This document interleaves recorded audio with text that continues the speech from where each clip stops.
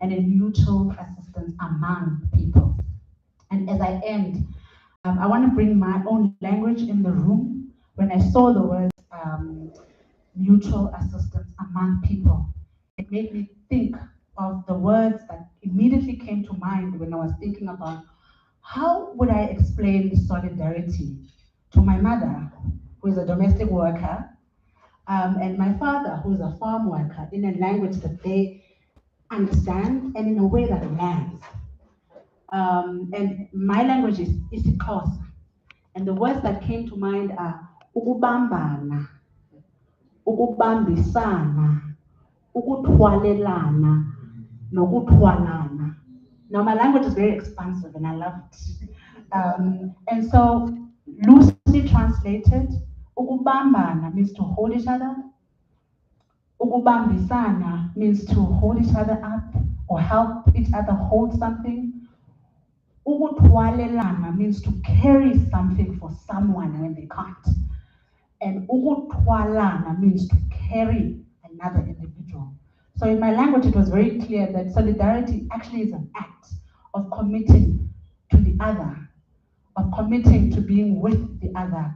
And so when I saw those words in the publication, I thought, mutual assistance among people would be, these are the words I would use to explain that, and solidarity as a commitment.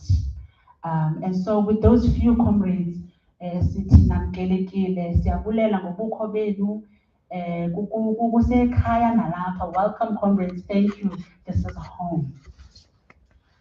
And last part of my task is to introduce the comrades that are going to start the conversation for us. Remember, we are all in this discussion, so it's going to move from here and to the rest of us. And there are bios, of course, I'm going to read very shortly because my comrades are my comrades and they're like, don't. But comrades, also thank you and welcome. You have traveled. I'm going to read the official bios, but we are all comrades who are engaged in the struggle in different ways. And siyathwalisana and siyathwalana. We carry each other and we carry things for one another when we can't. And so before I read your official bios, it's just short words of appreciation to say thank you for doing this and for inviting us into your world, your ideas, because I say again and I emphasize, to do it together is the only way to do it. Comrade Carlos Ron is the coordinator of the Nuestra America office of the Tricontinental Institute for Social Research, and is also the former Venezuelan Vice Minister for North America. I'll ask that Shem City thank you and give them a hand of applause as I read the short bio.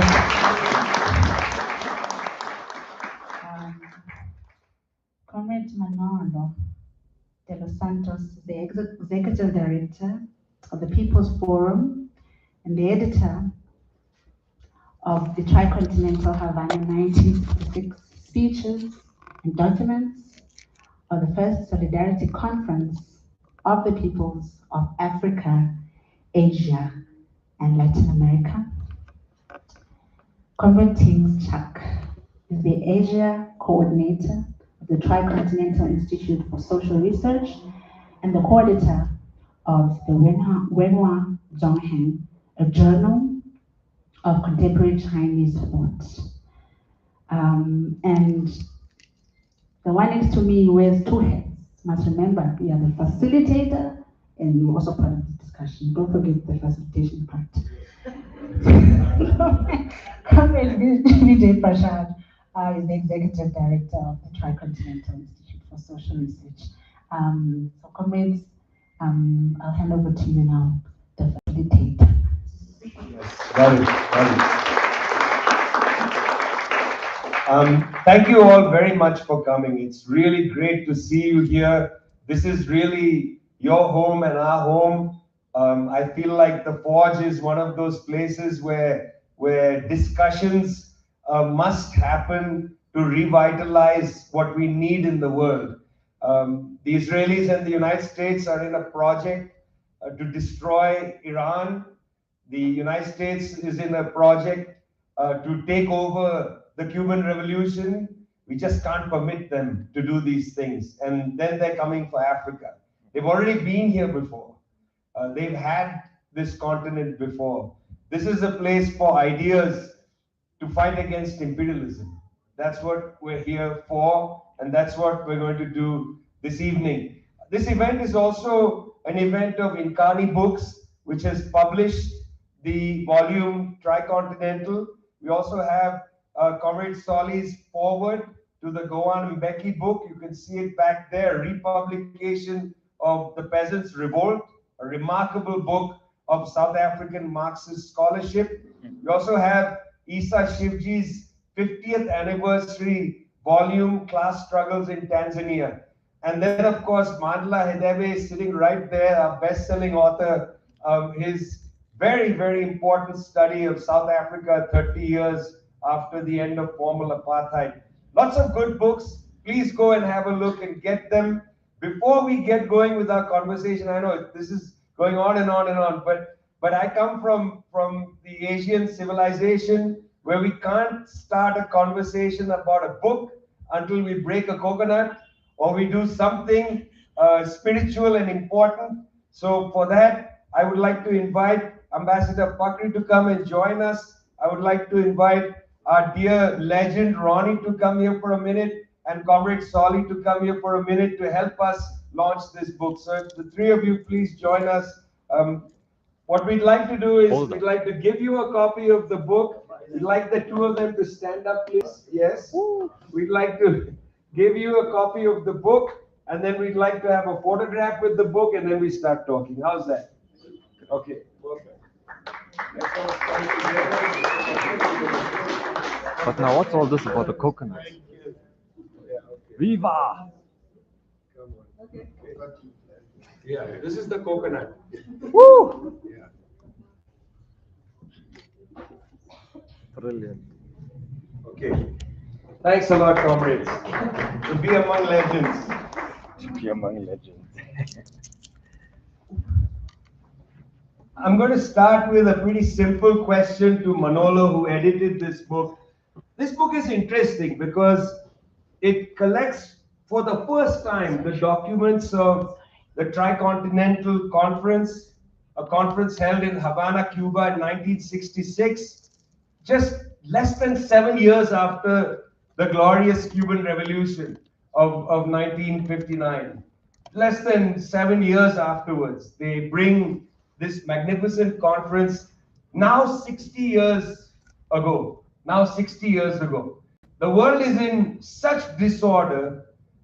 In this period, it's been important to collect these texts, to study them, so that we learn what we need to do today. So can you give us some context of the conference, why it's important for us to look at the texts and documents from the context in our period, for why our comrades should study this today? Well, firstly, thank you to the Forge for inviting us for this book launch. This feels like this is now the first real proper launching of the book, because it shouldn't have been launched in the global north. It needed to be launched in the global south. Also, it means so much to launch this book with the presence of our dear GS, Soli Mapaila of the South African Communist Party, whose work contributed to this book. And of course, an actual veteran commander of the Tricontinental battles, our comrade Ronnie, who's here, is with us as well.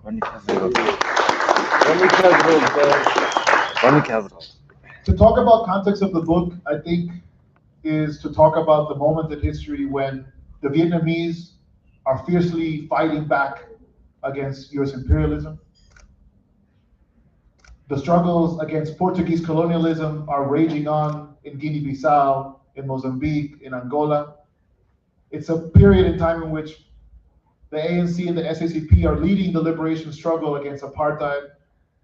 but it's also a time in which the Palestinian struggle, the PLO, has just barely been founded, only a year previously. And there are armed struggles that are breaking out throughout Latin America. So it's a period of intense upheaval of movements across the world who have essentially taken on the task of unraveling the remains of colonialism and neocolonialism that were still dominating the world. And without a doubt, part of the key context is ultimately that it couldn't have happened anywhere else but in Cuba in 1966. Because Cuba became, not in 66, but in 1959, with the victory of the Cuban Revolution, became the central point for all revolutionary movements around the world who were becoming united. And the becoming part is the key word here. We're becoming united in a process of struggle to the death, not just against colonialism and neocolonialism, but in the struggle against imperialism, understanding the need to build a socialist future. So that is the essential context. What actually ends up happening in Havana? I strongly recommend you all read the book. But to summarize it briefly, Mehdi Barca, the great Moroccan revolutionary, who was the organizer of the conference, but who was killed, disappeared by the Moroccan intelligence, by the Mossad and the US intelligence before the conference started, cleverly said that this conference was supposed to be the coming together of the two most important currents of revolution on our planet. The current, firstly, of socialist revolution that was inaugurated by the Bolshevik Revolution in 1917, and with whom without, we could not even think about anti-colonial struggles. And the second current, which was precisely that of the national liberation struggles developing throughout the global South. This conference personified, manifested this coming together. Manifested it in the fact that over 500 delegates from communist parties, from national liberation struggles, and the socialist states came together not to have theoretical debates, because there really was no theoretical debate about armed struggle or not, about electoral struggle or not.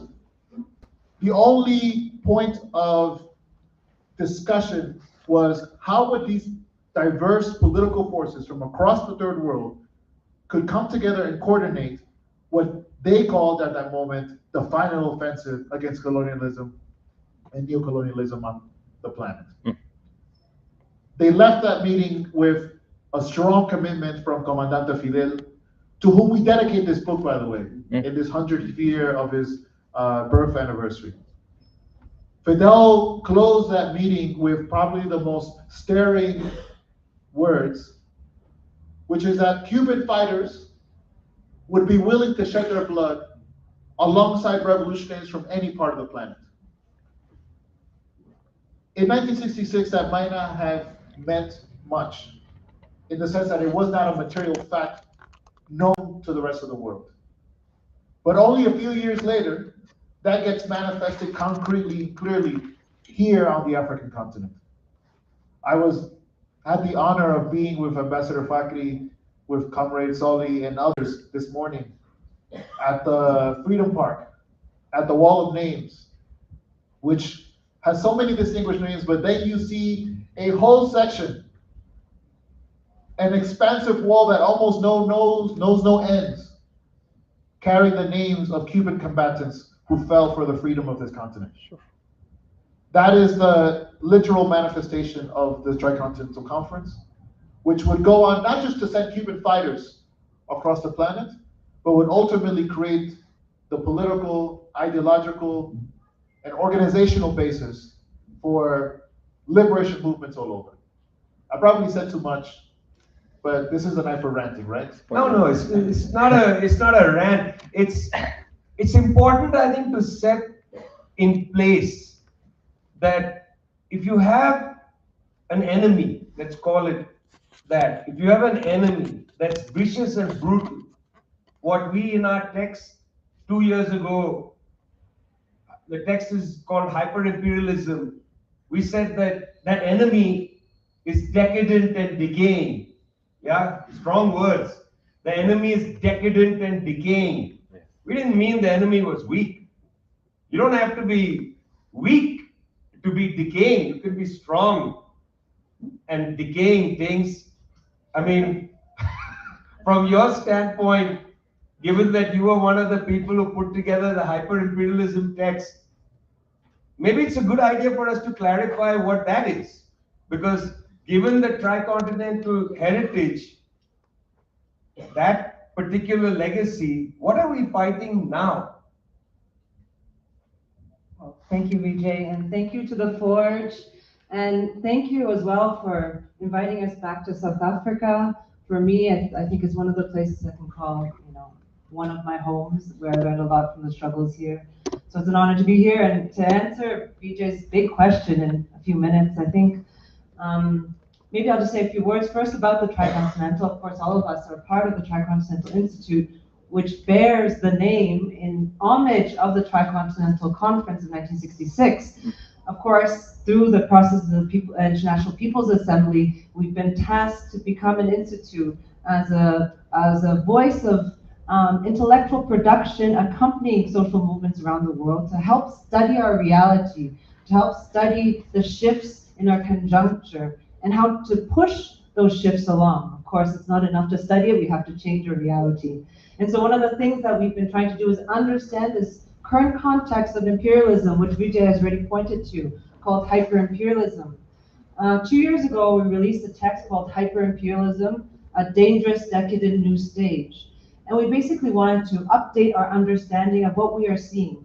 I think around the world, we are already seeing a shift, something that points to in this title of the issue, which is the turning of a global order. Not something really of the liberation struggle 60 years ago, but something was happening that we've dubbed the new mood of the global south.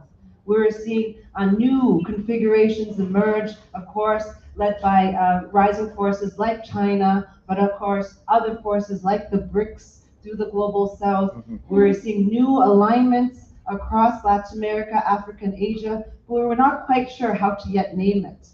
At the same time, as Vijay said, imperialism doesn't go quietly into the night. No. So even though we have seen in the last decade, especially in the last 2 decades, a shift of the economic center primarily to Asia, with China as the economic engine, but not only, we have seen this around the Asian continent, but in the global south. So give an example, today the global economy, the global south countries already surpass the global north countries when we look at the GDP and PPP terms. When we look at economic growth, the global south already surpasses the global north. When we look at production of industry, the global south surpasses the global north. So this economic shift to Asia has already happened. This is a transformation, a historic transformation that is not going to be easily reversed, even with a sort of MAGA project or kind of calls for reshoring, reindustrialization of the global north. At the same time, imperialism has its many controls. It's not just in the economic center. We learn a lot from Samir Amin and his 5 controls, from finance to communications to a variety of natural resources, and amongst another, most importantly, is the question of the military. And what we've been seeing is, in this hyper-imperialist phase, is to compensate for its relative loss in economic terms, and perhaps in political morale terms, the US, as the only imperialist force in this country, in this world, has increasingly relied on its military might. It's unfortunate to say what we were predicting 2 years ago about this turn to increased military aggression has only come true, even more so in the last year since Trump 2.0 came back into power. In less than a year, he's already bombed 7 countries. Of course, just this new year, we have seen from Venezuela to Iran, and we're seeing this escalating every day. So this trend towards hyper-imperialism through military supremacy is a trend we're seeing very clearly. At the same time, I think we have to try to understand what are the processes emerging in the global south. I think amongst the left, there's a lot of confusion about the path that China has taken, especially since the economic reforms of the 1980s and 1990s. And so one of the things we've been trying to do at the Tricontinental is to partner with the intellectual and left voices of China and create publications like this, available in English, Spanish, and Portuguese, to help create The a name is dialogue, which is so Wenhua necessary Zongcheng. in this hyper-imperialist phase. We need to get to know each other, we need to talk to each other, we need to exchange our ideas about the state of the world. And so that's partly why we're also kind of attaching on to the Tricontinental release, also our humble magazine that we're publishing today. Maybe I'll just close off to this initial phase. I think we'll have more discussion. Is that 1966 happened, 60 years ago, of course. 1966 was also the last time. Okay, let me try to start this. We had two starts of this year. We had January 3rd that started our year. Of course, I think it shook us to the core. But we also another start of the year, which for us is the Chinese New Year, which was on February 17th. And this is the year of the fire horse. And the last time the fire horse happened was in 1966, the Tricontinental Conference, the Cultural Revolution. Many things of upheaval and of revolutionary content across the global south. So maybe I'll just end with saying, may the fire horse, may the year of the fire horse light a spark that will set a fire that can see the end to empire. Thank you. Inshallah. Inshallah. I mean, Carlos, it's hard to be entirely optimistic about the world we live in. I mean, you're sitting next to a very lovely picture of a smiling Comandante Chavez saluting us, I suppose. But January 3rd of this year was really quite a, difficult day to process what happened that day. What makes that day so interesting is just a few hours before Nicolas Maduro and Celia Flores were kidnapped from Caracas, President Maduro met with the highest envoy of the Chinese government.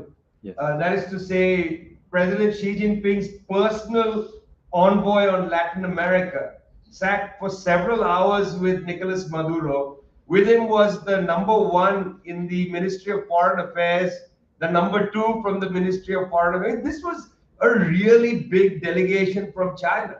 China has a lot of investments in Venezuela.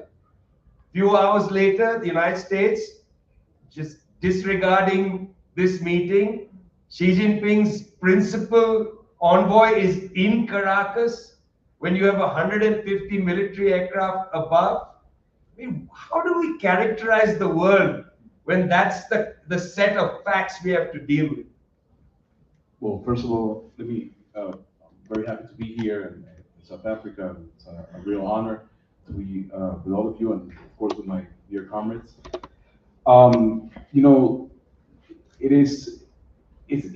I think the January 3rd gave us a look at a new world, or a new moment in the world. Maybe not a new world. We've seen this before. We've seen this imperialist aggression before. But I think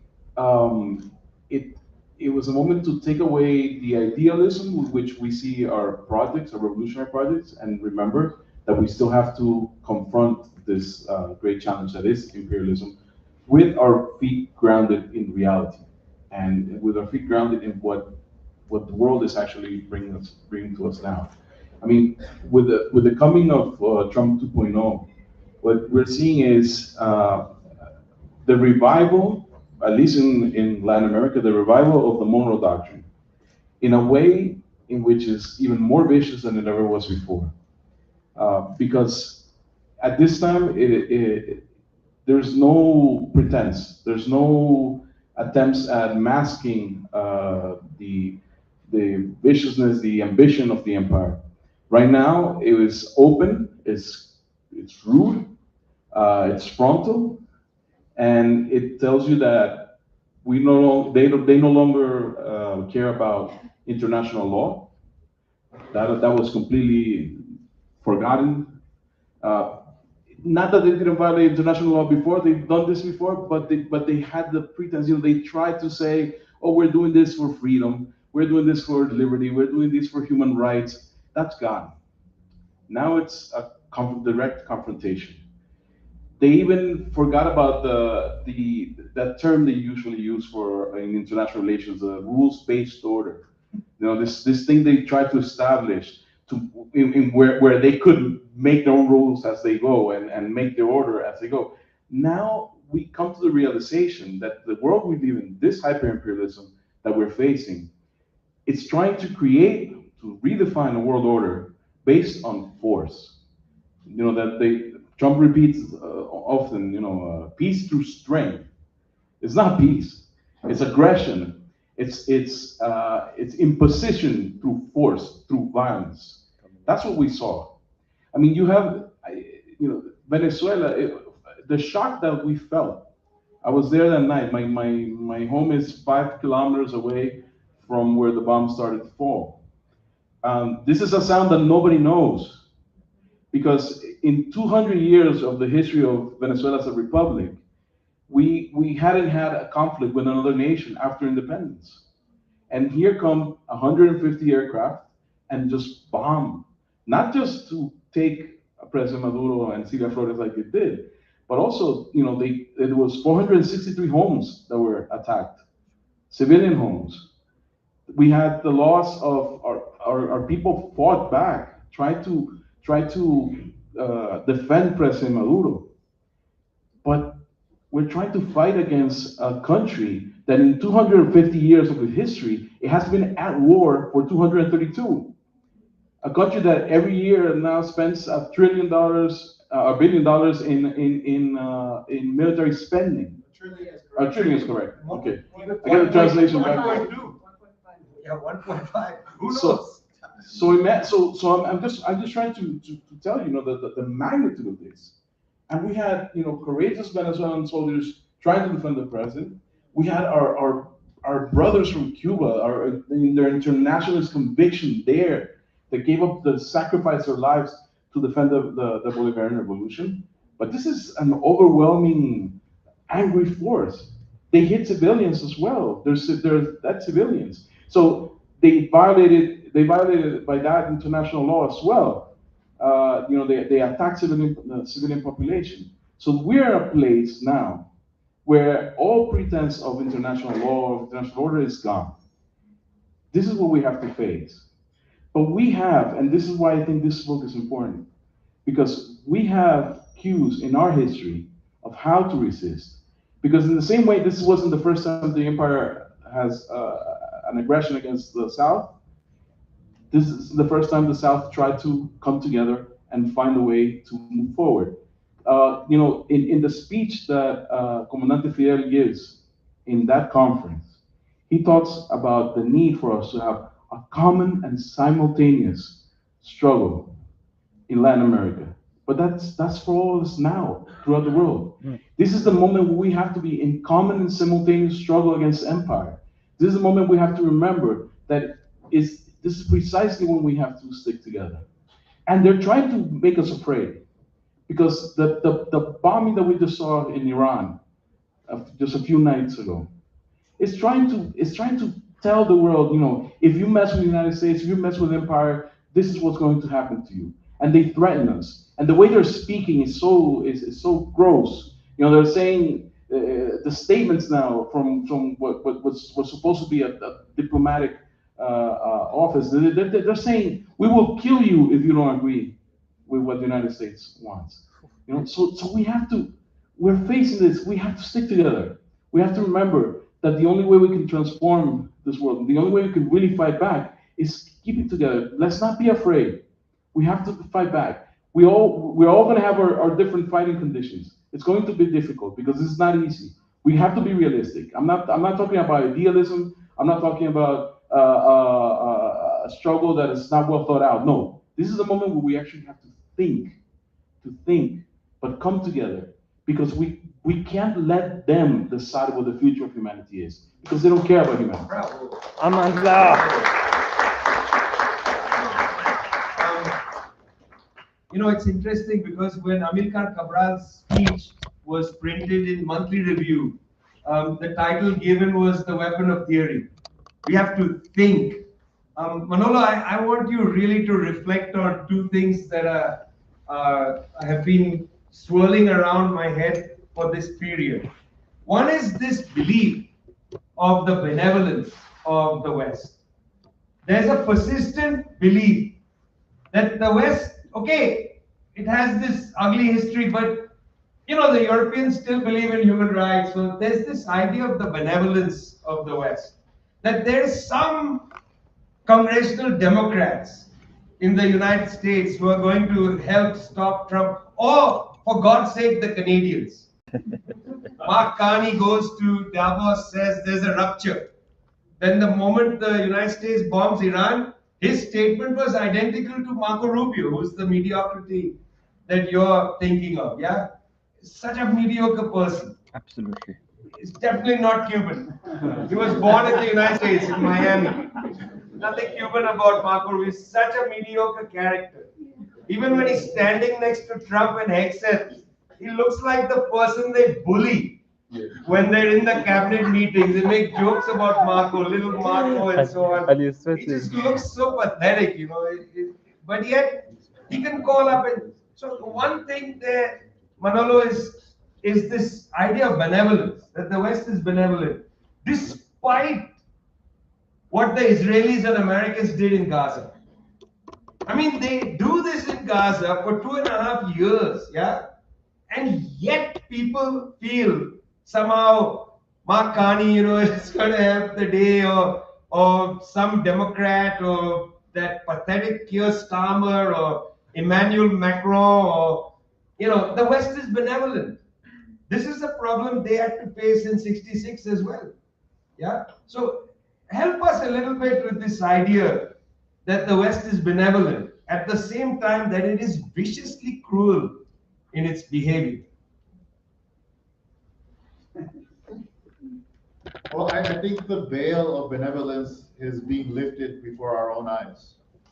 It's being lifted by the sheer brutality that Trump, Netanyahu, and so many other figures represent, who are not somehow a shock to the system as some would like to present it, but actually a continuity in form and essence of what have been centuries of Western colonialism and of Western imperialism.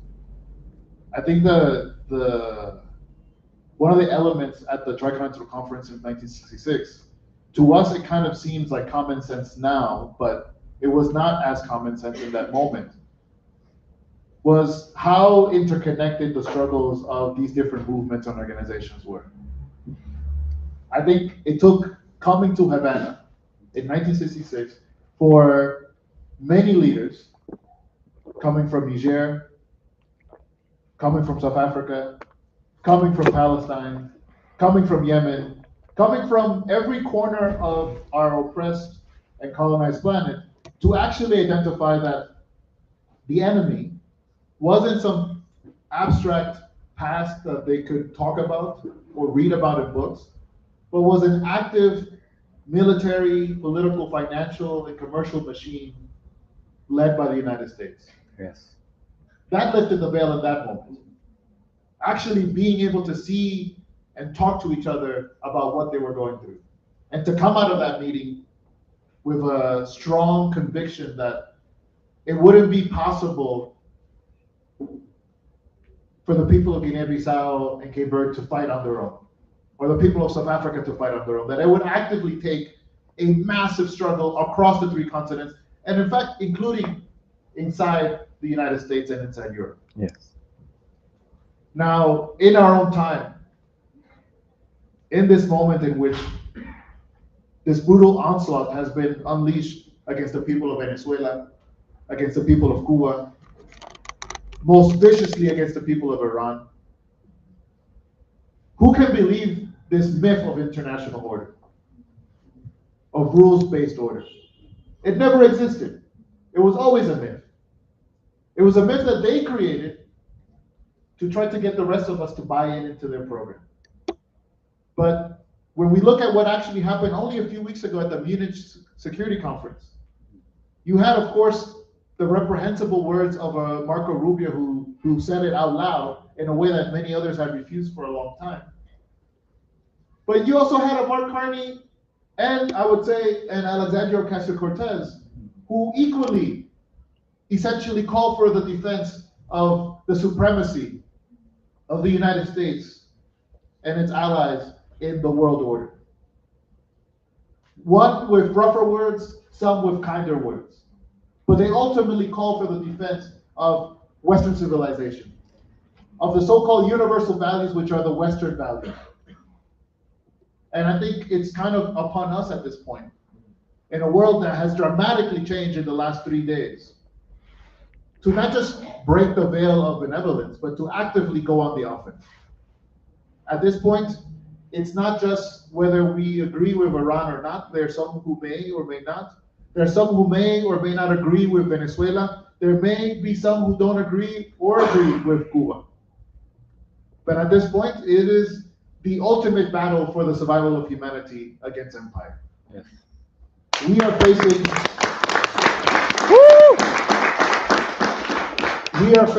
truly the enemy of humanity at its greatest potency, determined to pick off one country after another until there is no one left who can question their dominance. Bravo. Bravo, bravo. I'm going to come back things to the story that I offered Carlos about the Chinese envoy in Caracas.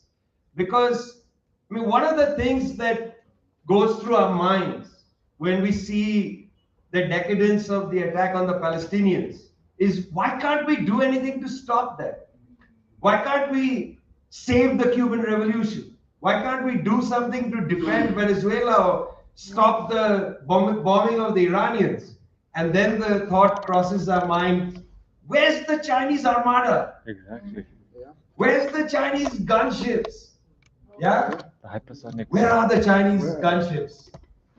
Where is the Chinese armada?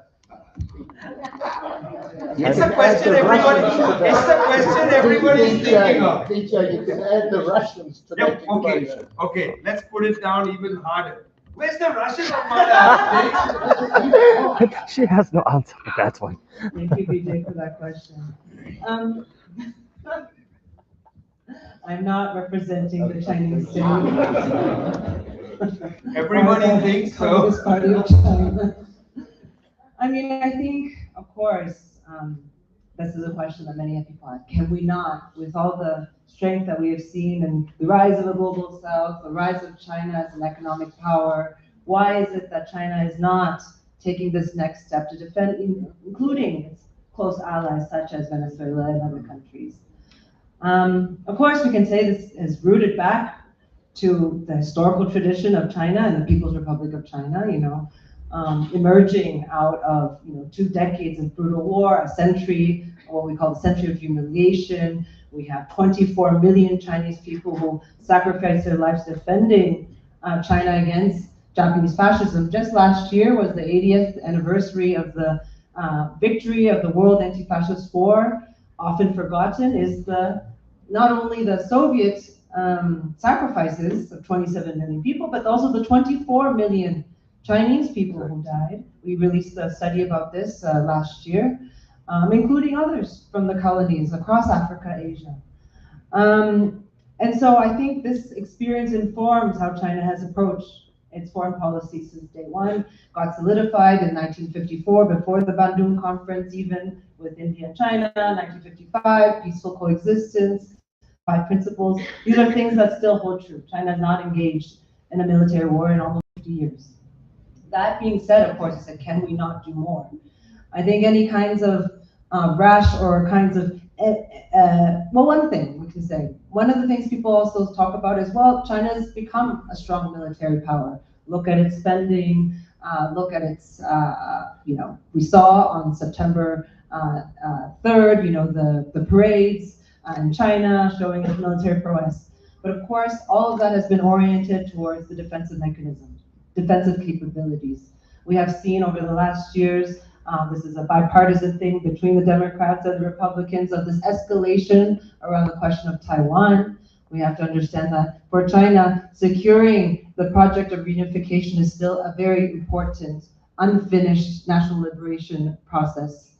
And so the defense capabilities, where the military capabilities is. And I don't think we do want to see very quickly a rash sort of intervention of China in a military sense that will take us into immediate third world war between nuclear powers. That being said, doesn't mean that we don't want more actions to be taken on many different fronts. Can I just add a couple of comments based on what Carlos and Manolo had said? I think one of the really important things he said, if you mess with us from the US perspective, then we will bomb you. I think it's actually not even that. I think right now, any country that is trying to assert a sovereign path, a sovereign development is being under attack. Whether you're of a socialist orientation, whether it's Cuba, Venezuela, or China, or you are a sovereign project such as Iran or Russia, or what we are seeing in the alliance of the Sahel states, they will be targets. So I think one of the things we're seeing, of course, we know that the ultimate target is China. And you keep telling me, you're next, China's next. It's And China knows that. also contain China. And the fact is, I think that there is a kind of, let's say, existential threat that China represents by virtue of existing. To show that there is another path that is not the Western capitalist colonial path to sovereign development. And that itself, whether or not you agree it's socialist, it's maintaining socialist course, I defend that. That is enough to be an existential threat and to be a target with all the things we're seeing. And then a second thing I want to say is not only the myth of this international rules-based order, I think it's the myth also that there might be multiple imperialisms, that there might be this inter-imperialist rivalry, or that there's sub-imperialism. Many things that we hear, over the last years, it is very clear there's one imperialist force that has completely been amassed before our faces. So I think in that sense, it encourages us and necessitates that we come together and fight this common enemy. So thank you. Carlos, here's a tough one for you. Can you clap at the same time? Why is North Korea the only country that hasn't been overthrown? Just joking, just joking, just joking. Just joking, just joking. Relax, relax, everybody. Relax. We're all against nuclear weapons. Are we? Relax, relax. Relax, relax. We're not having that debate right now. Carlos, one of the other things that has annoyed me a lot in the last 3 years is the inertness of the Arab governments, for instance. Where is Jordan? Where is Egypt? I mean, the country of the Nasserite revolution of 1952. What's the military doing sitting in their bases? Billions of US dollars of equipment. They're not moving to defend their Palestinian brothers and sisters. Yeah, that has bothered me a lot. Here's Venezuela, direct infringement, attack on its sovereignty, right across Latin America. All these governments of the right, whether it's Bukele in El Salvador, Milei in Argentina, the emergence of the angry tide in Latin America, the devastation of that term which we've used to name the office you coordinate, Nuestra America. Where is Nuestra America? The fumes of that solidarity, Jose Marti, the ideas of being together against the Yankee. Where is that? Can it be revitalized? All right. Before I go there, I want to say something about the question you asked, things. And I think, one of the problems also, I think, is the way is that we're falling into some sort of trap where, we're trying, sometimes we focus on, not on the aggressor, which is imperialism, which is the United States, but then on the other ones. Why weren't they there? Why wasn't Russia there? Why wasn't China there? And that's a trap, because they want us to fall into that trap. And the thing is, we shouldn't have to talk about the world in these terms. No. Because I want to tell you something from the bottom of my heart. I don't want a war in my country between different countries. I mean, I don't want a war in my country, period. If we have to fight a war because we have to defend ourselves, there's no choice. But I don't think the world needs, countries to come and play out, other struggles in their territories, because the bombs are going to fall in our homes. But I also don't see China or Russia, for that effect, trying to fight the U.S. It is this Cold War mentality. It's only on imperialism's head, and this is something I think we have to contribute to fight, especially when we talk about this, because we can't let them drag us into that. We already overcame a Cold War, which was not cold not here in Africa for sure, not in Latin America, not in Asia. So we don't want to be dragged into that again. And if there is a lesson from this conference that this book talks about, it's precisely that we have to find alternatives for ourselves. We also must not think that we need some other country, some other stronger country to come and save us. If we're depending on that, then we haven't learned the lesson. If we're depending on others to come and be the ones that rescue us, we're never going to develop, we're never going to see what we try to see. I think one of the reasons China is not confronting or is not stepping in is because China is concentrating in doing something outstanding, like raising 800 million people out of poverty. Exactly. You know what that means? 800 million people that now don't live in poverty because the Chinese government is focusing in doing things for China. That's what we need. We need to concentrate in how we develop, and how we move forward, and how we can stand together, because that doesn't mean we do it alone, is we stand together against this Cold War mentality, against this type of imperialism. Um, you asked where is Nuestra America? Nuestra America is undergoing a very difficult moment, because I think, again, in this idea that the US has of restoring dominance, they felt in the last couple of years, they felt that they could have placed problems in China's vicinity or in Russia's vicinity in order to become that super hegemon that they had been. Now that's no longer possible. Now they realize that in order to maintain some type of superiority, they need the resources that we have in our region.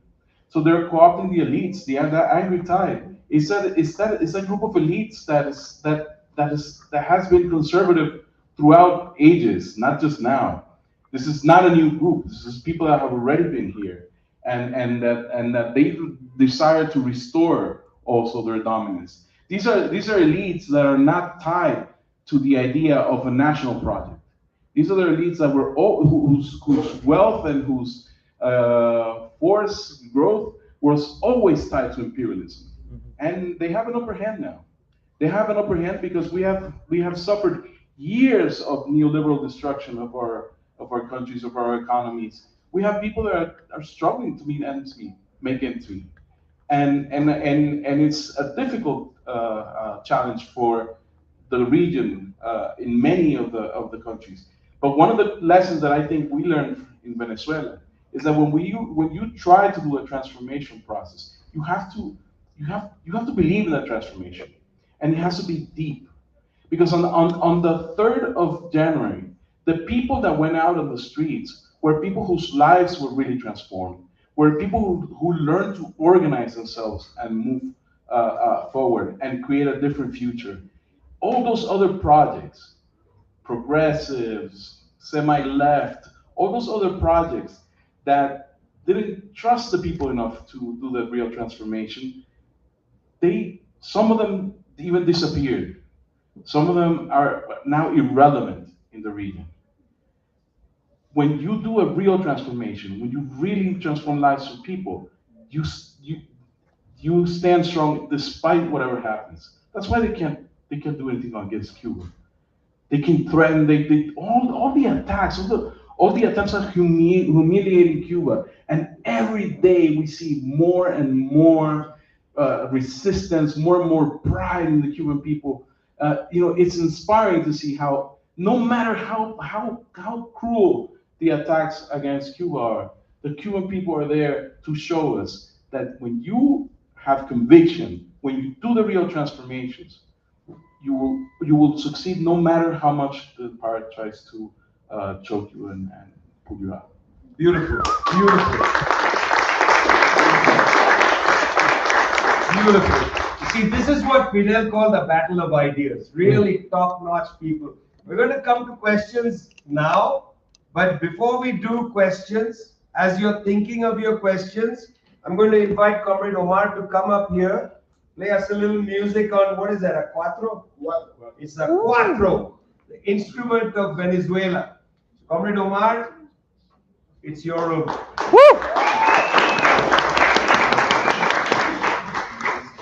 This is so cool.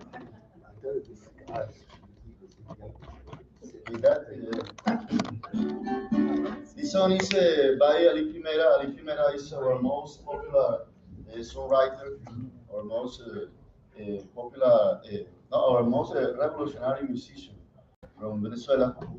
And this song is called Yankee Go Home. Yankee, go home. That is the concept. Yankee Go Home. But I need your help. When I say Yankee Go Home, you say Yankee Go Home. You repeat.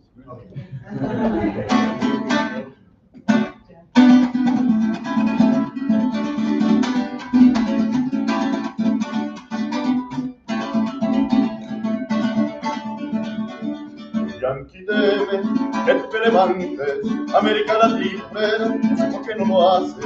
El Yankee teme a la revolución, el Yankee teme a grito, Yankee go home, Yankee, go home. Yankee go home. Yankee, go home. Viene remontando el Amazonas, el grito rebelde del Carioca, y quiere unirse con su hermano, el obrero venezolano. América Latina, América Latina, América Latina, Yankee go home, Yankee, go home.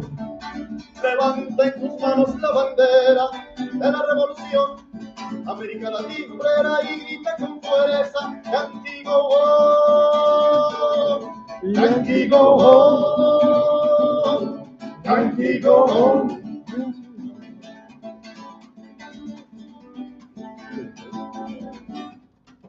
Bravo.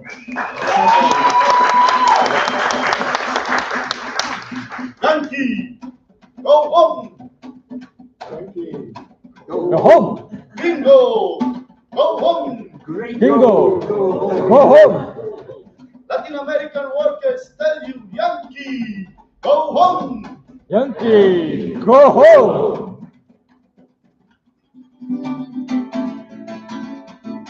Levanta en tus manos la bandera de la revolución, América Latina obrera, y grita con fuerza, Yankee go home, Yankee go home, Yankee go home.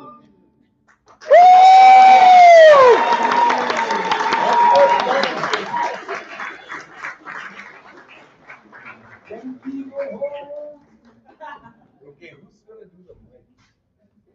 All right, there's a hand back there. Okay, yeah, let's start here. So it's easy. We start with Comrade Manolo. Can I go for it?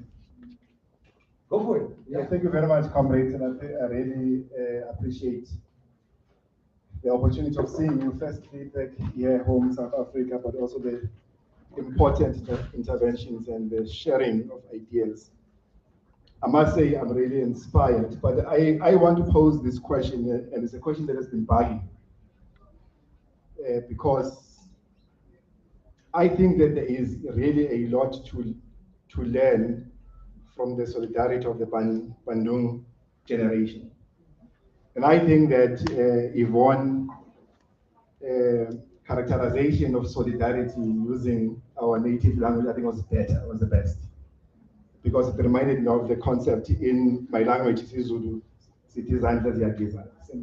simple means that I can't define it in English. But the point here is that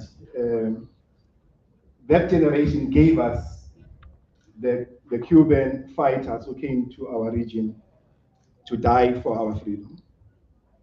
That's what solidarity is about. And it's what this generation gave to us.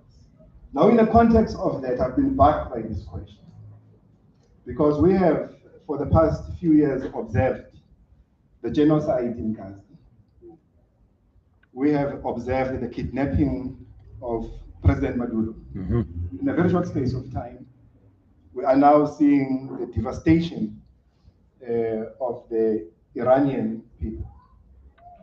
And I can assure you, they are going to come to Cuba, no matter how resilient that revolution is. Because neo-imperialism has defined what it needs to do to maintain its hegemony. Now, the question that is bugging me is that they will come for all this revolution. And by the time they use Taiwan and Japan as cannon fodder, there might be no one to defend China. So the idea that the nobility or the noble idea of the Chinese Revolution of lifting billions of people out of poverty, as much as we must appreciate it, but solidarity is about doing exactly what Yvonne was saying. It's not about being inward looking and looking at your own narrow interests. And I think the Chinese Revolution must seriously learn that, because if they do not do that, if they do not learn from what the Cubans did for us, all the Cubans did was to take their dead back home, nothing else, because they understood the meaning of solidarity. And I think for me, it's a question that has been really, really bugging me. How can Chinese make so much investment in Venezuela and not be able to defend that investment militarily? It just boggles the mind. Because I can tell you, imperialism will never do that. They will never invest their hard money and not defend their investment. I mean, there's nothing to defend in the Middle East, but they understand what is it they are trying to achieve. So I think that we have to debate this thing in the context of this generation that gave us a practical definition of what solidarity is. Thanks. You want to go last? Yeah, okay. No, let's take a couple more. Yeah? It's a very, very fine question. Where's Zoe with the mic? Oh, yeah. Thank you for taking my question. So in South Africa, we are taught through our principle of Ubuntu to welcome our guests and not to embarrass them. But there is an elephant in the room, and we have to ask this question. And I want to extend it to Vijay. You said, where's China in this entire thing? But I want to also say, where is South Africa? South Africa continues to send coal to Israel, #1 exporter of coal. And China is in Palestine via the drones that are made in China that are killing Palestinians. And that's a fact. So we have to ask, where is international solidarity when the machinery of war is made in China? Let's take 3 at a time and then we'll do a round. Yeah. Thanks for your presentation. I have just one comment, and to honor another guy who is Mehdi. The comment, so when you were speaking about where is Jordan, where is Arab in this kind of conflict that is happening in all this region, I was also thinking about Africa, because African after the colonialism, they start to have build a kind of blocks. So it's the French colonialism block and British colonialism block. So that is why we saw the Francophone Council, which is gathering all the Francophone colonized country that was in the past and still until now. So the problem that this tricontinental was a kind of opportunity to gather all those liberation force and all those stuff. So that was something, and also Mehdi Ben Barka, now is to honor Mehdi Ben Barka, is not something new for him. Because Mehdi Ben Barka, when he was in Morocco, he was the the one who built the National Union for Popular Force, which was a party, and was the first uh, left party in Morocco and Marxist-Leninist party. So, and he was one of the alleged that after his party, we start to sing forward, which is إلى الأمام in Arabic, and the 23 Mars, those two biggest Marxist-Leninists in the region. So the heritage of Mehdi Mbarka is huge, not just for Tricontinental, but also for the region. And also Mehdi Mbarka, when was the desert war between, and was one of the cause why he was killed. Because the desert war between Morocco and Algeria, he was the only one who was standing against the war, and he was calling Ben Bella every day saying solidarity, and he's with Algeria at that moment. So that is why he went to France, and in that time, the system in Morocco decide that he will get the high sentence. So Mehdi Ben Barka is one of the leader that is those days is forgotten in our region. We will not see a lot about, and it's part of our battle of idea in not just in Morocco, in the region, but also everywhere. You cannot those days see between the population those icons. So it's not just Mehdi Ben Barka, it's Brahim Sefati also in Morocco. So there is many leaders that with the time was killed by the system to not reproduce this kind of process and this kind of solidarity between people. Nice, strong questions to start with, Manolo. I love them. Bam! There was a right, there was a left, and then a little history lesson. I love addressing the elephants in the room. Because it's not just in the room, it's a real question of our time. But I actually want to return it in a way that the comrade revolutionaries of 1966 would have confronted this question, which is that in our time, there is a sense of idealism, in fact, towards the belief that Russia, China, or any other state somehow has the overall responsibility to save humanity. I think these states play important roles in the confrontation with imperialism, but the ultimate responsibility to transform humanity, to liberate us, to emancipate us from the chains of capitalism and imperialism, are in the working class, comrades. It is the question of organization that has to be brought up to the forefront again. That was being discussed in 1966, was that the struggle for liberation had to be led by the movements, not by the states. The socialist states came to 1966 to the meeting in Havana. China was present, the Soviet Union was present, DPRK was present, many other socialist states were present, and of course they offered very meaningful lines of support. But the ultimate responsibility was on the organizations of the third world, of the organizations of the working class. And I think in our time today, because of, I would say, almost 40 years of neoliberal onslaught, of postmodern deviationism, some of the left has forgotten the centrality of organization. And it's on us.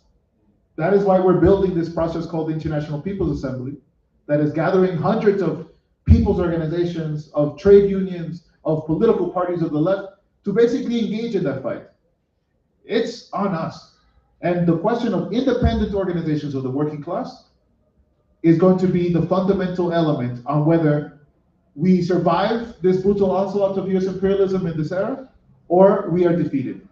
That's why my question is not whether the South African government or any of the Brazilian government is doing anything.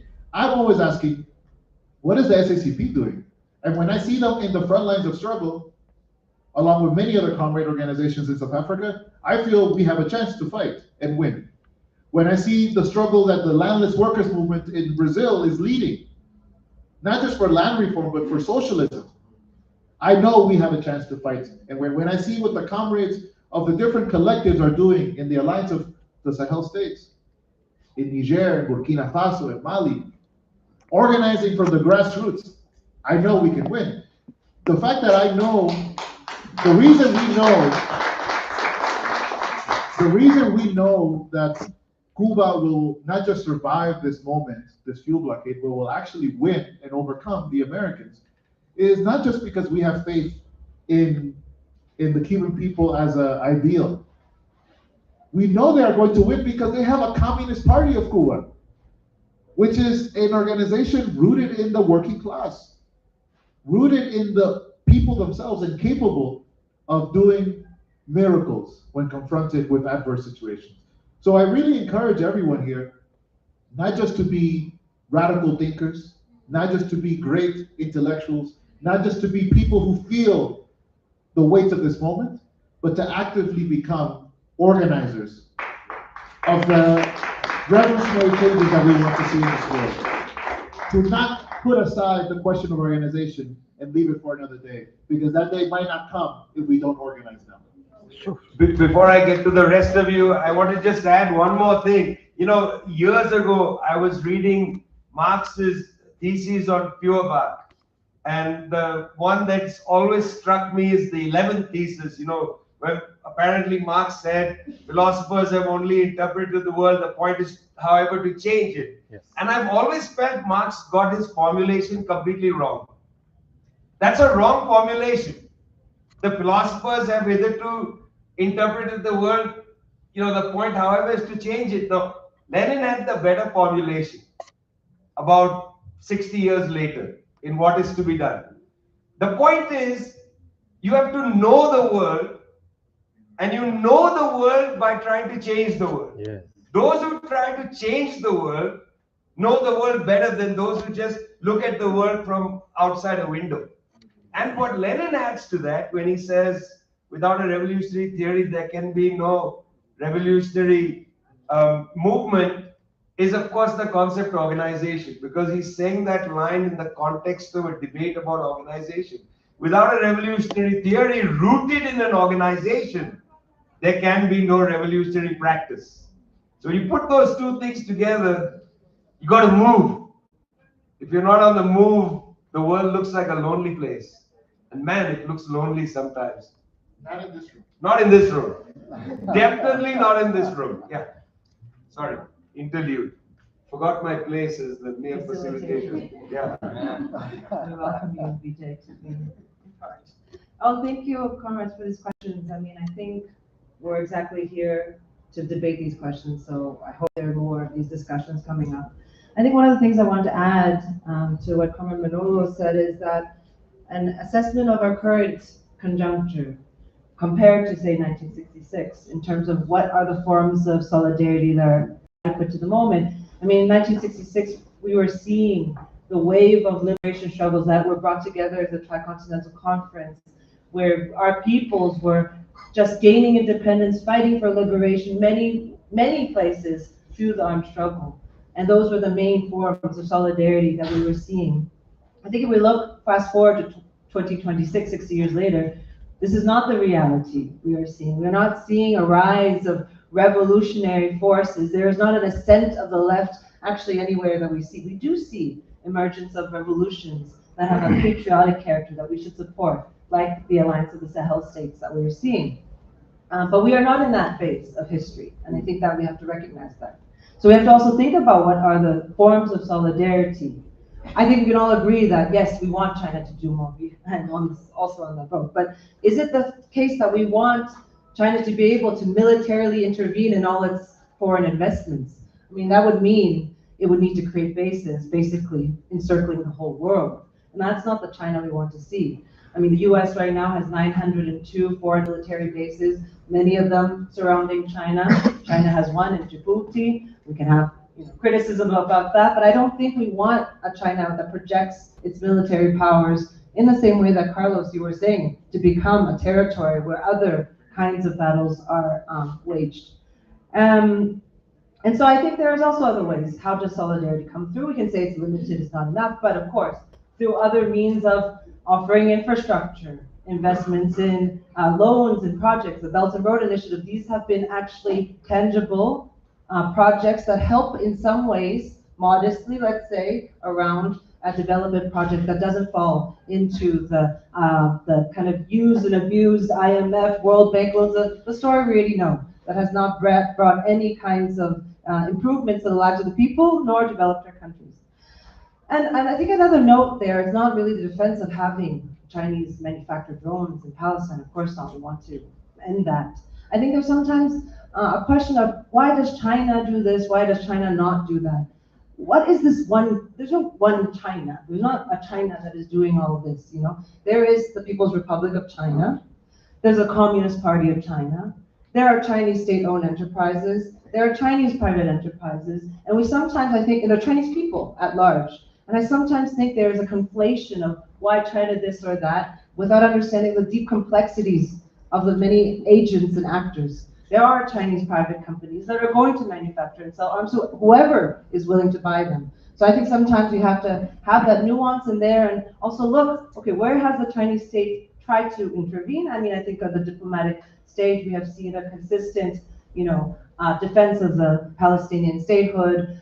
We see China trying to play in a role of becoming a political mediator. I think it's a new role that is still uncomfortable being from, the rapprochement between Saudi Iran a few years earlier to convening of the 14 different Palestinian factions to Beijing to come up with the Beijing Declaration. This is a new role that China is trying to play, but I think there's a difference between what is the Chinese state trying to do and also just disentangle the many Chinese interests that sometimes we see and many contradictions that we see across Latin America, Africa, and Asia that we should confront as well. And so maybe I'll stop there. Carlos Ron in that fantastic shirt. Congratulations. Thank you, EJ. I just want to hit on something that I think is important when we have this conversation, and it's this belief that we have that multipolarity is something that we want to achieve, or that we look towards, or that it would be the solution against imperialism. And I think we fell in that trap as well. And I don't think the solution is in multipolarity, because multipolarity can easily just become a fight between poles.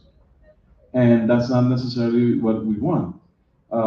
We have a tradition in Latin America, the Bolivarian tradition. Simón Bolívar, 200 years ago, he talked about the equilibrium of the universe. And that very fancy phrase, what he was trying to say is, we must all work towards balancing out interests, not having the different poles just so that they would fight each other out, but actually generating a community of nations where you recognize each other's interests and then you work towards balancing them out, the equilibrium that the universe must have. Now, how do we do that today? And I think it's going back to what Manolo was saying.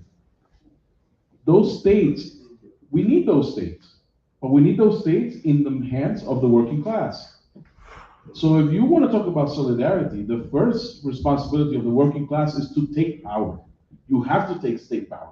The working class has to fight for state power so that we can have that balance of the universe, and so that we can have really that solidarity with the movements that are struggling for their freedom, their emancipation, their independence. All right, that's clear and good. It's an interesting moment, because I also agree that we want the complete isolation of Israel. But, it's a struggle. We're all involved in that struggle. I don't think it's an automatic, thing we can achieve. Let's get some more questions. Another round of questions. Thanks. Amandla! Down with U.S. imperialism, Pansy! Pansy! Defend Iran and Palestine, defend! Defend! Break the blockade of Cuba, release Maduro in Florence. Comrades, balancing with imperialism, balancing with Donald Trump is a complete illusion. It is going to do nothing to help the working class gain power and fight for socialism, which it needs to do.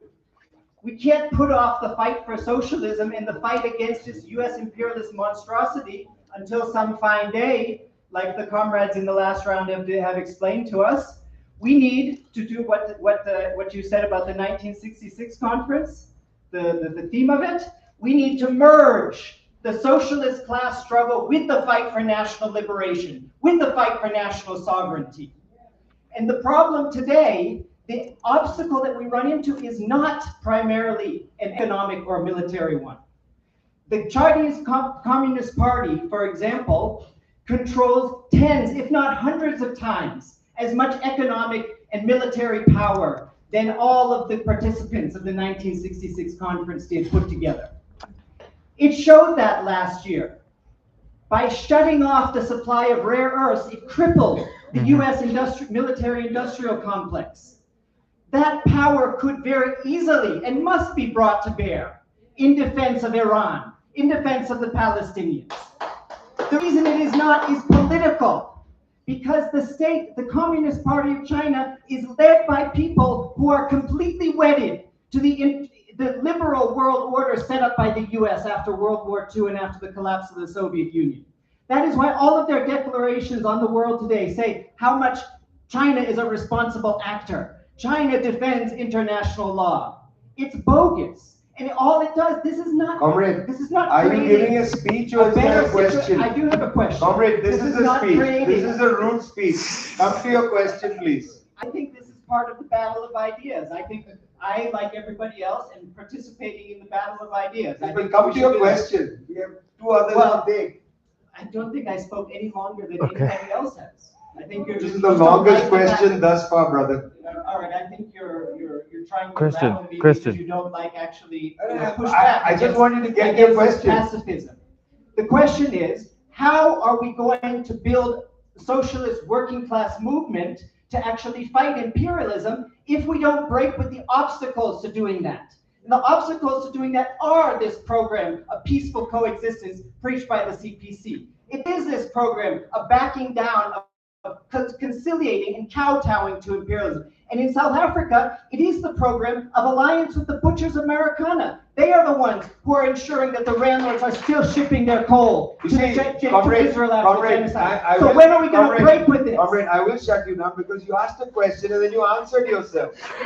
So there's no point taking you seriously, brother. You came here to ask a question so you could answer it. That's the rudeness of the ultra-left. No. That is extremely rude. Okay, please. Okay. Mine is to the Honorable Carlos. The question is, what does it mean for the people of Venezuela? The current Nobel Peace Prize laureate, Madam Maduro. What does it mean for Madam Maduro to donate, Machado, so to say, thanks for correction. Madam Machado donating his Nobel Prize to the imperialists. What does it mean to the people of Venezuela? And two, my question is about socialism. That, what do you think the people of Venezuela needs now and wants for the future? Thank you, sir. Let's get another couple of questions because really that was the first.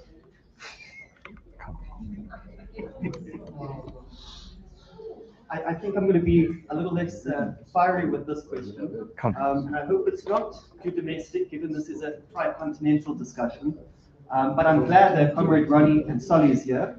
But this is the question. The core theme of that 1966 Tri-Continental Conference in Havana was forging a united front amongst the liberation movements. So today, the South African left, as we know, is deeply fractured. We've got populists in parliament, we've got radical unions, we've got more orthodox parties. My question is, from your international vantage point, what are the material prerequisites for forging a genuine united left in the global South today? And how do we stop retreating into these ideological differences if we have any hope of fighting this Western agenda? All right, let's take another one. Yeah. Anybody? You want to go? Wait. Yeah. Sorry, Vijay. I have Yeah, one right here. Okay. Okay. How's it? Carlos, Manolo, and everyone. I think what's defining a lot of the inaction today is that there's a double whammy from the imperialist core and then they've carved out the resilience on the bottom with artificial scarcity. So most people adopt the stance of harm reduction. People don't want to be involved in wars and things like that. But at the same time, people in this room are captivated by the fiery spirit of revolution. That's what my question pertains to. How do we normalize this and bring it into bear? Because even in this country, we have agents of Israel and political parties which are soft towards them and apologetic. And we have even a leader of the official opposition who says genocide is a complicated word. So, we look at that party as like morality, but they sent, an attendee into Gaza and they come back and say that there's no genocide happening. So even in this spot where you're sitting in South Africa, in this, this churning of socialism and action, we have agents. And there's one more thing. You can maybe use this as part of your answer, but there's this global consciousness that's developing digitally. How do we enter that world with all of our fancy talk here and Marxist, Leninist and stuff like that? Because there has to be a way to reach people and get them into the streets with action like that. So thank you. Very nice. So what we're going to do is I'm going to give each of you some time to respond, and then I'll take a few minutes and we'll then have people come and get you to sign the book. All right. Carlos?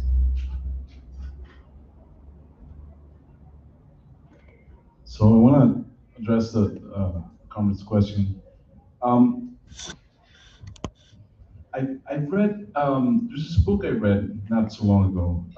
It was a brief history of oil in Venezuela. It was written by one of our first Marxists, Manolo Laplace. And this book was written somewhere around 1970.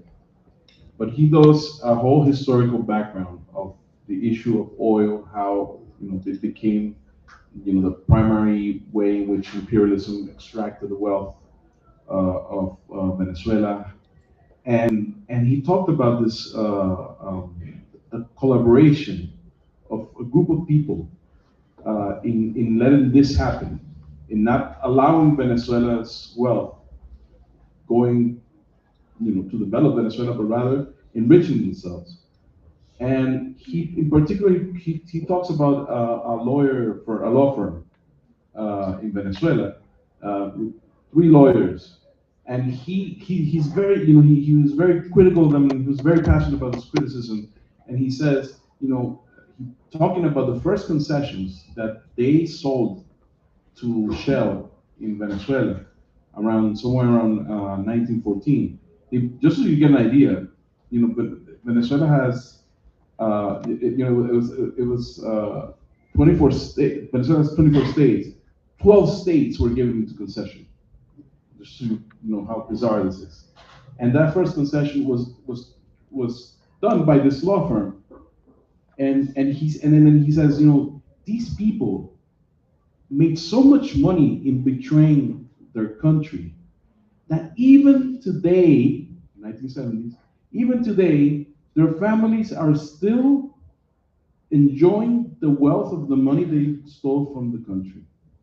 One of these lawyers was the brother of the great-grandfather of Maria Corina Machado, who wins the so-called Nobel Peace Prize. What I want to say with this is, it's the same people that have been exploiting Venezuela for decades. And the Venezuelan people know this. And, obviously, there's no merit for any peace prize. Obviously, this was the imperialism trying to put somebody in power because they knew what they were planning. They wanted to destroy the government, decapitate the government, and then have someone to put in power. The problem is that they always underestimate people. They always underestimate the working class.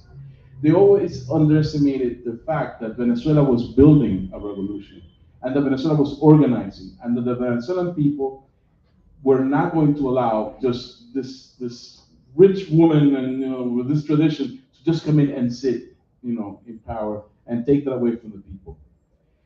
When they come in, and this is the perhaps it was counterintuitive. I mean, we never We imagined different scenarios, but we didn't imagine that there would be some scenario where the president was kidnapped and then we still remained in power.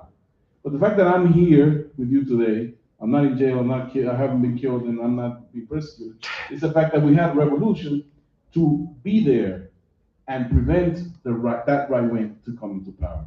That woman has, because of her calling for an invasion, she has all the resentment of the Venezuelan,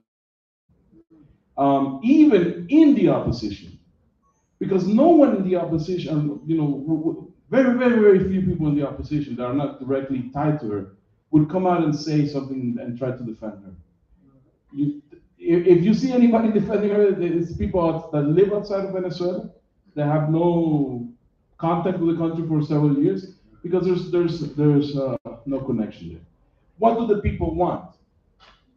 Well, we have been building all these years. We have been building a democracy that is not just representative, but that is also participatory, where we can participate in the decision-making process, but also that we are the protagonists of that decision-making process.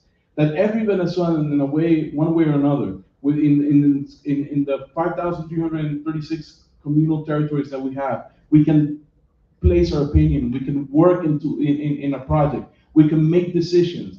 We have brought democracy to the direct grassroots level. And we need that because we want a better life. We have been blockaded for 10 years. I mean, if you compare the income of Venezuela in 2014 to what came into the country in 2020, we lost 90% of the income. So Venezuelans have been suffering, but standing firm. What Venezuelan people want is to have access to a life of dignity. What we want is to be able to have that that income, that wealth from the country, come and really be used as it was used in the first years of the revolution to develop healthcare, to develop education, to develop housing. We solved so many problems in the first years of the revolution before the U.S. sanctions came in. Now, the last 10 years, we have been resisting and trying to survive. I think what we still want is to regain our right to our resources, regain our right to our sovereignty, and regain our right to having a dignified living.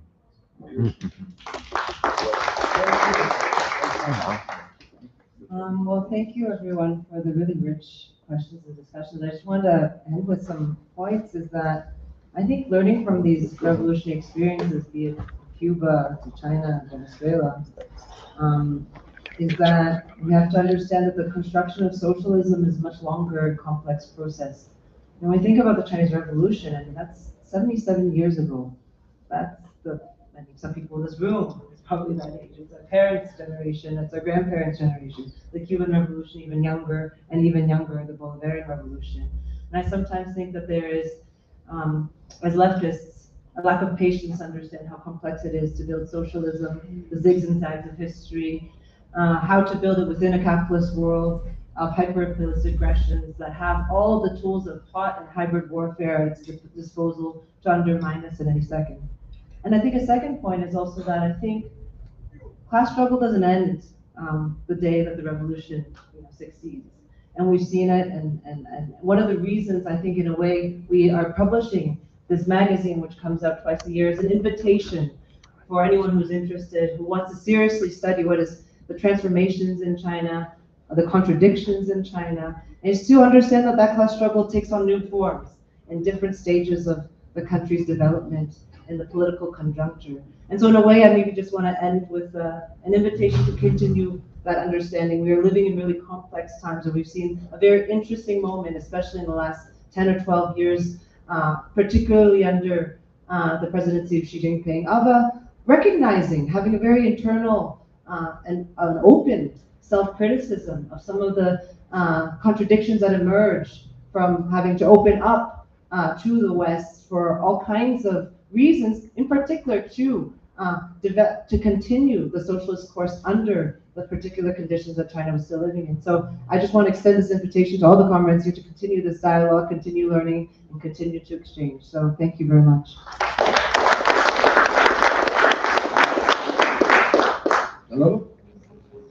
I feel so excited. I'm glad we've had a lively debate. I wish we could have more questions of this character, because I hope it truly means that the people of South Africa are deeply invested in transforming their own reality. When I think back to the Tricontinental Conference in 1966, sorry that I keep going back there. That's why we're here. I always recommend people look at Cabral's speech, because it ends by inviting us to not shout slogans at imperialism, that it's not a question of simply making condemnations or simply saying we are in solidarity with one or another struggle, but that the best proof of our anti-imperialism, of our socialist ideas and values, ultimately is in our capacity to go back to where we live and work to build the process for change. And I speak to you not as an academic, I speak to you as an organizer in the United States, where despite the hecticness of this moment, despite the madness in which we are living under, anyone asks me how I'm feeling on any day in the last 3 months, 2 months, I will tell you I'm feeling great. Why? Because in the US, we're seeing tens of thousands of high school students walking out in protest of ICE. I feel great because we're seeing labor unions for the first time in 80 years daring to take a general strike in defense of immigrants, in defense of the working class. I feel great because as we speak, there are hundreds of thousands of young people across the US mobilizing in defense of the Iranian people, against imperialist war, against the Iranian people. So I feel great because we're in a world that is moving. We're in a world that's in motion. I always do this because I'm an organizer. I don't know how to do anything else but this, which is to encourage everyone to walk out of this room ready to fight. Yes. Ready to build, ready to organize, regardless of where we may stand on the left spectrum. The question is to organize. If you're not moving towards organization, then you're standing still and aiding imperialism at this point. Beautiful, beautiful. I want to take this opportunity to tell a little bit of a personal story, because it is the 100th birth anniversary of Fidel Castro, and it's the 25th anniversary of my first trip to South Africa. I was invited to the World Conference Against Racism by Mary Robinson, who had just left her post as President of Ireland, and she had said, come to the World Conference Against Racism to talk about caste. So I came as a, person not knowing what to expect, and went to Durban, forgot to book a room. That's another story. I thought it would be arranged, but I didn't realize the World Conference meant the World Conference. Every hotel room was taken. It was crazy. I got on the stage and I spoke about caste. And when I was sitting down, a very nice man came up to me and handed a note which said, when I opened it, please come to this hotel, this room at 2 p.m. in the afternoon. I thought, well, this is mysterious. Should I go? Should I not go? What is this thing? But the man waved to me and smiled and disappeared. So I took the risk because I'm stupid like that. And I went to that hotel at 2 p.m. In fact, being the kind of person from India I am, I was there a few minutes early, stood outside the door nervously, wondering what's on the other side. There was somebody standing outside, but he didn't say anything to me. It's obviously security. I knocked on the door. It was open. I was ushered in. I stood there. Still no evidence of what was going on. And a door opened and in comes Fidel Castro. Wow. And I almost died. Like, I didn't know what to do because Fidel just walked in. He helped me, took me and made me sit on the chair. And he said, first, tell me about this caste thing. We don't understand it. in Cuba. Well, I started speaking, this is the caste system, sir. Sir, in India, there's the caste system, sir, and so on. I was super nervous, didn't know what to say. And after about 3 or 4 minutes, he basically cut me off. And he began to tell me, this is 2001, that we are in a is our battle of ideas against imperialist logic. And he said, people like you who teach in universities need to form a phalanx for the working class and the peasantry. We need to enter the battle of ideas where we bring the best of knowledge and information to our class organizations, to build our class organizations to have a shield of theory, so that our class organizations are not only fighting a defensive battle. I realized then the question about caste was a Trojan horse, because Comrade Castro had actually been bringing people in to tell them, people that they had identified, we need you theory for our movements, because our movements are entering a period of ceaseless defensiveness. That period continues. When we say, what does this or that element of the left do in the world, I think it's important to recognize, as liberalism has vacated its place, as social democracy has collapsed, the left has become the shield of people's survival, fighting to prevent people from being annihilated, and to fight to build positive proposals are very difficult. We are in a period of defensiveness. We need to create the strategy and theory of socialism. We are fighting to defend the very existence of humanity. We have to go to the next level. One of the reasons I'm so proud, Manolo, that this book is out, that this book is in a sense the starting point for us of the demand that working class organizations, having won national liberation, must be insufficient to have rage and anger and emotion. We need to bring that rage, anger, and emotion into a theoretical dialogue with the movements that are taking place in the world. The tricontinental, my friends, is the start of an epoch. That epoch is going to be with us for a long time. We need also find a way to dialogue with each other. Because one of the things that happens is the forms of our dialogue with each other also illustrate something to the working class and peasantry. When the left appears acrimonious and divisive with each other, it confuses our principal class allies. It confuses the working class and peasantry. The tricontinental shows us that not only are we fighting against imperialism, but we have to, as Ho Chi Minh said, we have to be forces of emulation. And I can't think of better forces to emulate than the three of them today. They've done such a terrific job. Please give them a warm round of applause.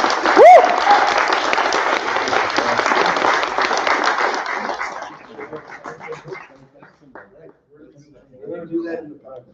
You want to do a picture? Okay, gang, we are done with today's episode from The Forge. Will be uploaded to YouTube soon, and thanks for joining us. Cheers.